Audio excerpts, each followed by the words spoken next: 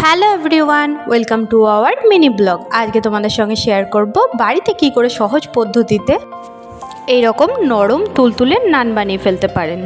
তাহলে চলো ঝটপট করে রেসিপিটা তোমাদের সঙ্গে শেয়ার করে দিই আজকে।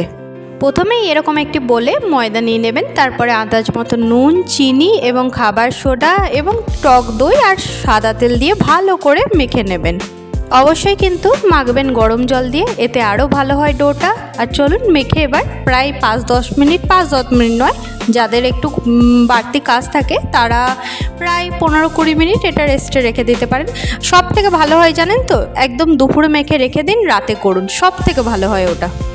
চলুন ওর সাথে খাওয়ার জন্য কিছু একটা বানাই। তো আমার কাছে ছোলা ছিল, তাই ছোলার ভালো করে তরকারি বানাবো। এর সঙ্গে কাবলি চানা ভালো লাগে, কিন্তু আমার কাছে ছোলা ছিল তাই ছোলাটাই বানিয়ে নিলাম।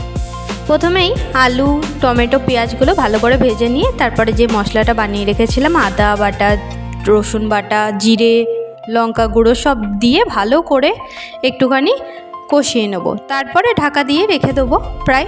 আর এই যে দেখছেন ডোটা কত নরম হয়ে গেছে। এবার অল্প অল্প লেচি কেটে ভালো করে ময়দাগুলো এক সাইডে করে রাখুন। চলুন কথা বলতে বলতে তেলটা গরম হয়ে গেছে। এবার এরকম বড় বড় করে একটুখানি বেলে নিন। সত্যি বলতে ময়দা হাতে নিলেই অনেকটা ছোট হয়ে আসে। চলুন এবার আস্তে আস্তে সবগুলো ভেজে নিই। পারলে বাড়িতে অবশ্যই ট্রাই করো। যাদের ময়দাতে অ্যালার্জি তারা এই নানটা আটা দিয়েও করতে পারো। আর আমাকে এই আটার রেসিপিটা অবশ্যই চাইলে কমেন্টে জানিও, আমি সেটাও শেয়ার করে দেবো। চলো কথা বলতে বলতে সব নানগুলো এখানে তৈরি হয়ে গেছে। এইবার সবাইকে খেতে দেবো।